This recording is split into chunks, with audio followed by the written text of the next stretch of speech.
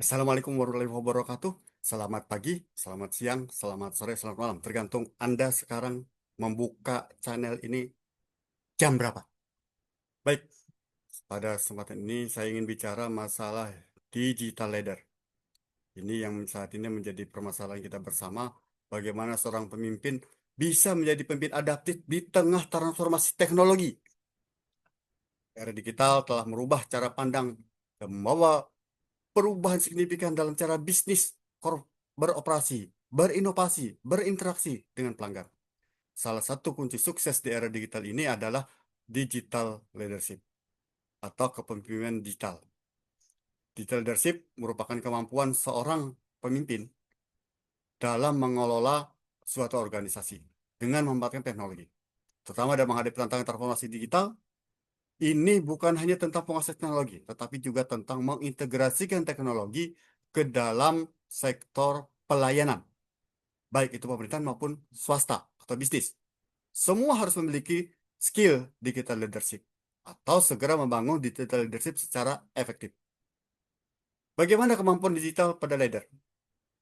Salah satu tugas penting seorang digital leader adalah memastikan bahwa teknologi itu digunakan secara efektif agar memberikan nilai tambah yang berkelanjutan bagi pelayanan dan bisnis, termasuk di dalamnya karyawan, dan pemangku kepentingan.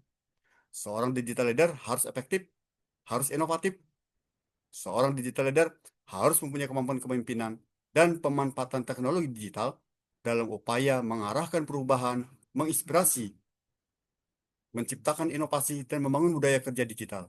Untuk itu, digital leader harus mempunyai kemampuan. Yang pertama, memahami dan memanfaatkan teknologi. Memahami teknologi ini bukan berarti seorang pemimpin harus bisa aplikasi macam-macam, bukan. Tapi seorang pemimpin digital harus memiliki pemahaman yang kuat tentang tren teknologi terkini dan bagaimana teknologi tersebut dapat diaplikasikan untuk mencapai tujuan organisasi.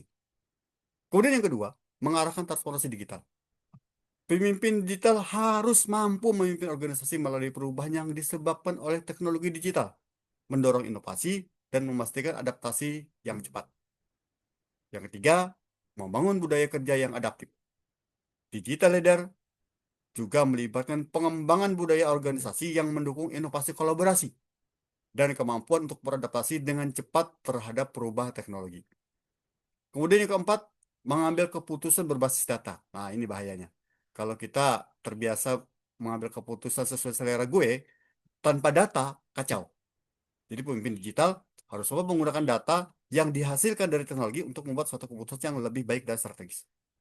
Kemudian yang kelima, memberdayakan karyawan. Pemimpin tidak bisa kerja sendiri. Kewalahan dia. Digital leadership menciptakan lingkungan kerja yang memberdayakan karyawan, memberikan otonomi dalam mengambil keputusan dan mendorong pengembangan diri. Mengapa penting digital leadership? Pentingnya digital leadership ini yang pertama adalah efisiensi operasional. Teknologi digital dapat meningkatkan efisiensi operasional dalam berbagai aspek bisnis, seperti otomatisasi tugas, pengelolaan data, dan komunikasi. Bayangkan kalau kita mengetik manual, menginput data manual, kemudian datanya kita analisis manual, perlu waktu berapa lama, berapa hari. Tapi dengan teknologi, data kita masukkan, plok. Kalau kita mau memanfaatkan Excel, bisa kita gunakan pivot table, kita bisa menggunakan filter untuk lebih cepat pengelolaannya. Atau kalau sudah bentuk aplikasi, lebih cepat lagi. Cuma sayangnya memang beberapa organisasi masih menggunakan aplikasi untuk tumpang tindih. Ya. Terlalu banyak aplikasi, akhirnya karyawan-karyawan di bawah kacau semua. Yang kedua adalah keunggulan kompetitif. Dengan memanfaatkan teknologi digital, organisasi dapat mencapai keunggulan kompetitif melalui inovasi, peningkatan layanan pelanggan, dan respon yang lebih cepat terhadap perubahan pasar. Kita tahu sekarang pelayanan atau pasar minta pelayanan yang cepat. Customer itu minta dilayani dengan cepat. Mereka tidak tahu kita seperti apa. Tapi dengan pemanfaatan teknologi, kita bisa kompetitif dengan sektor bisnis lainnya. Kemudian yang ketiga, pencapai tujuan bisnis. Ini, digital leadership membantu organisasi mencapai tujuan bisnisnya dengan lebih efektif melalui pemanfaatan teknologi digital untuk meningkatkan produktivitas, efisiensi, dan inovasi. Jadi kalau kita bicara masalah pemanfaatan digital, jangan berpikiran hanya aplikasi, tapi bagaimana kita juga memanfaatkan media sosial. Bisa kita gunakan untuk pemasaran dan sebagainya. Contoh digital leadership bagaimana? Yang pertama, misalkan seorang CEO yang memiliki visi yang kuat tentang transformasi digital dan berkomitmen untuk mendorong perubahan di seluruh organisasi. Tentunya ini sebagai contoh digital leadership. Yang kedua, contoh yang kedua adalah tim manajemen yang memiliki pemahaman dalam tentang teknologi digital dan mampu mengaplikasikan dalam berbagai fungsi bisnis. Jadi yang namanya digital leadership itu tidak harus pemimpinnya, tidak harus komandannya yang ngomong masalah ini, tapi juga timnya juga demikian. Kemudian yang ketiga, seorang profesional pemasaran yang memiliki pemahaman mendalam tentang strategi pemasaran digital, platform media sosial, optimisasi mesin pencari, dan analitik digital. Dan sekarang ada AI. Bagaimana organisasi memanfaatkan AI untuk membantu organisasi menciptakan inovasi yang baru. Itu sangat penting sekali. Atau di sektor pramuka, misalkan. Seorang pembina pramuka yang memiliki pemahaman mendalam tentang strategi membina di era digital dan mampu memanfaatkan platform media sosial dan memberikan pembinaan secara detail. Itu juga termasuk digital leadership. Kemudian yang lain adalah seorang tenaga promosi kesehatan, misalkan yang memiliki pemahaman mendalam tentang strategi pemasaran digital, platform media sosial, optimisasi mesin pencari, dan analit digital. Ini juga tenaga promosi kesehatan yang memiliki leadership digital atau digital leadership. Singkatnya, digital leadership merupakan kunci keberhasilan organisasi dalam menghadiri atau menghadapi era digital yang penuh dengan perubahan dan tantangan. Kemudian kemampuan digital leadership bagaimana? Seorang digital leader adalah individu yang memiliki visi, keterampilan, dan pola pikir untuk memimpin organisasi melalui transformasi digital dan memanfaatkan teknologi untuk mencapai tujuan bisnis. Beberapa kunci yang wajib dimiliki oleh seorang digital leader adalah yang pertama, visi digital dan strategi. Bagaimana seorang digital leader ini memiliki pemimpinan strategis. Pemikiran strategis itu mampu melihat gambaran besar dan memutuskan strategi digital yang selaras dengan tujuan bisnis keseluruhan. Ini termasuk mengidentifikasi peluang baru yang diciptakan oleh teknologi. Kemudian saja memiliki wawasan tren teknologi. Bagaimana seorang digital leader itu senantiasa mengikuti perkembangan teknologi. Ada AI, ada blockchain, ada cloud computing, dan lain-lain. Dan memahami bagaimana teknologi itu dapat diterapkan untuk inovasi dan efisiensi. Jadi adanya teknologi itu jangan dianggap jadi beban, tapi ini peluang, peluang bagaimana kita menciptakan inovasi. Kemudian merumuskan peta jalan digital atau roadmap digital, yaitu mengembangkan rencana langkah demi langkah untuk implementasi teknologi, perubahan proses, dan pengembangan talenta yang diperlukan. Bagaimana di suatu tempat orang sudah berlomba-lomba bagaimana membuat eh, chatbot sehingga ketika orang nanya ke suatu perusahaan langsung terjawab saat itu juga, tidak perlu harus menunggu customer service yang melayani. Kemudian hal yang kedua adalah kepemimpinan dan manajemen perubahan. Seorang digital leader harus memiliki pola atau kemampuan kepemimpinan adaptif. Apa itu? Mampu memimpin tim melalui ketidakpastian dan perubahan yang cepat serta menginspirasi mereka untuk merangkul inovasi. Sekarang kita tahu di teknologi itu cepat sekali berkembang.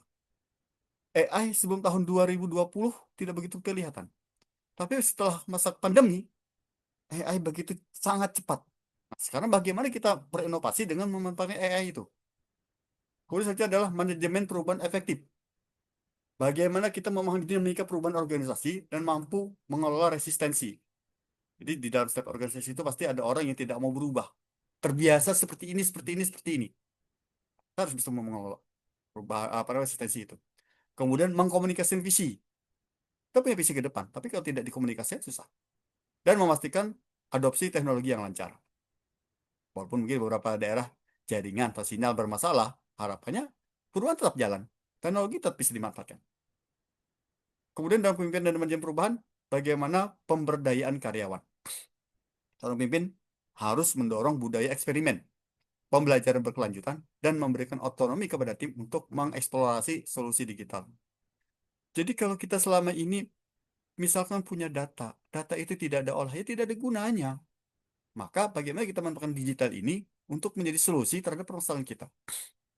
Yang ketiga, yang selanjutnya adalah keterampilan komunikasi. Mampu mengkomunikasikan visi digital secara jelas dan persuasif kepada semua tingkatan organisasi, dari tim teknis hingga eksekutif senior. Jadi bagaimana semua tim ini paham bahwa digital ini bukan masalah, tapi peluang, solusi yang bisa kita gunakan untuk mengatasi permasalahan yang ada di tempat kita. Kemudian hal yang lain adalah keterampilan teknis dan data.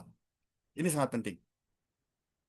Literasi data itu bagaimana memahami pentingnya data dalam pengambilan keputusan, mampu menginterpretasikan analitik, dan mendorong budaya berbasis data. Kita bayangkan, misalkan di dunia kesehatan, ada kasus tuberkulosis, sekarang lagi demam tuberkulosis. 2000 misalkan. Tapi 2000 itu tidak ada datanya. Sebarannya di mana? Tidak bisa kita menyelesaikan masalah itu. Tapi kalau kita tahu sebarannya di daerah ini, maka kita akan mengidentifikasi bahwa daerah itu penyebarannya tinggi. Kita dorong suatu kegiatan di sana untuk menyelesaikan permasalahan itu. Kemudian keterampilan teknis dan data yang lain adalah pemahaman teknologi dasar. Meskipun bukan harus menjadi ahli teknis, seorang digital leader harus memiliki pemahaman yang cukup tentang arsitektur sistem, keamanan cyber, dan infrastruktur digital yang membuat keputusan yang tepat. Nah, di bank pemerintah ada beberapa yang bisa dijebol. Ini kan keamanan sibernya payah. Nah, kalau keamanan sibernya payah, data kita dicuri orang. Data kita dicuri, kita bisa apa? Kemudian berpikir inovatif, mampu mengidentifikasi bagaimana teknologi dapat digunakan untuk menciptakan produk, layanan, atau model bisnis baru yang disruptif. Jadi bisa menyesuaikan dengan zaman. Ya, saya katakan tadi, bagaimana chatbot itu bisa melayani customer dalam 24 jam. Kapanpun bisa. Tidak harus menunggu pagi, tidak harus menunggu jam kerja. Kemudian hal yang lain adalah orientasi pelanggan dan pasar. Ini juga penting, kawan. Fokus pada pengalaman pelanggan, bagaimana memahami teknologi dapat digunakan untuk meningkatkan dan mempersonalisasi pengalaman pelanggan. Ini sangat penting. Jadi kalau kalau pemahaman kita tidak fokus pada pengalaman pelanggan, maka susah. Teknologi tidak akan melayani pelanggan. Selanjutnya, pemahaman pasar.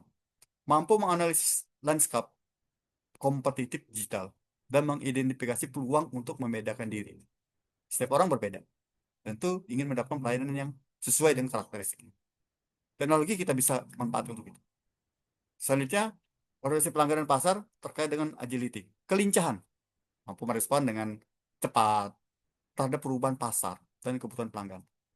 Seringkali melalui metodologi pengembangan tangkas atau agile.